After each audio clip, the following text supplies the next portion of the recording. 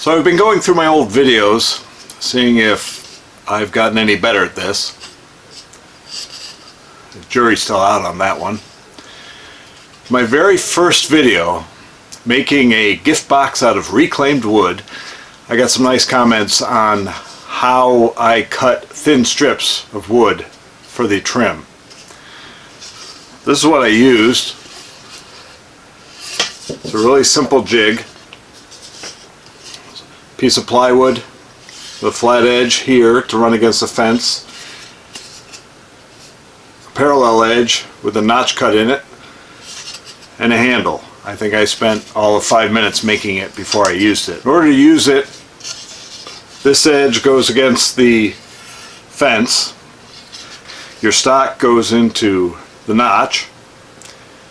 Then you push it through the blade.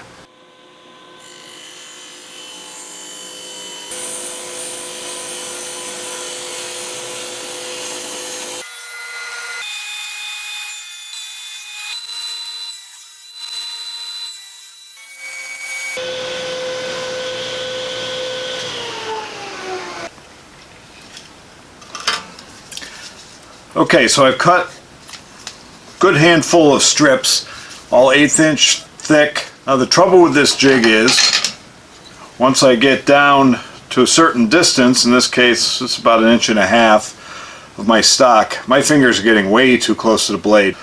So I want to come up with a different way to do this. It's going to keep my fingers away from the blade and still be able to get more strips out of this piece.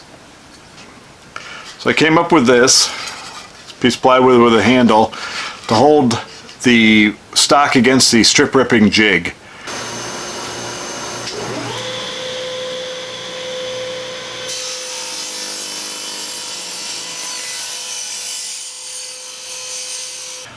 Well, that was nearly disastrous.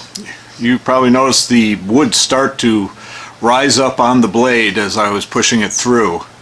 I didn't think it through enough that due to the blade coming up out of the surface of the table saw, there's a natural tendency to raise the wood.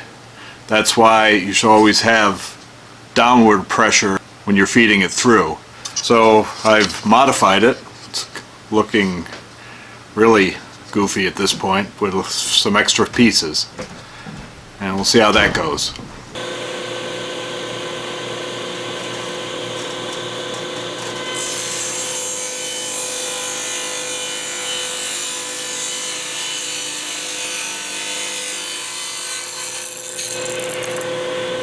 Okay, that worked pretty well. The trouble now is that I have two pieces, one in each hand, that I have to guide through the blade. There's a lot of variables to pay attention to. So I'm going to make yet another jig. This one will ride on the table saw fence.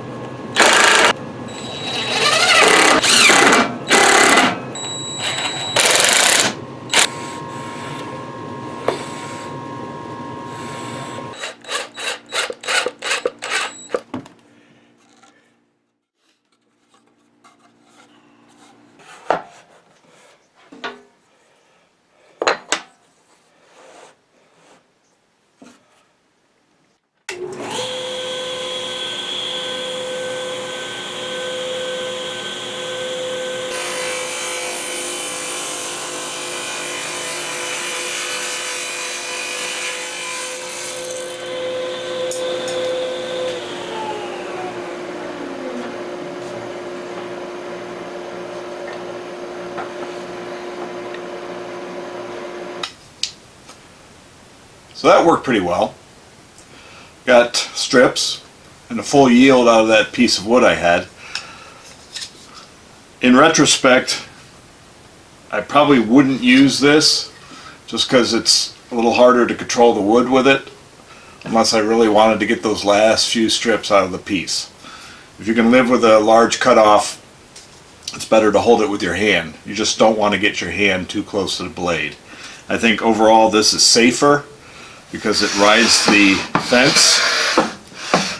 This one, if you're sloppy, you can bring it into the blade, bringing it back. So you have to be a lot more careful with it. This just keeps your hand up high, out of the way, and in control. So, I hope you enjoyed this. If you like this video, feel free to comment and like it. And thanks for watching.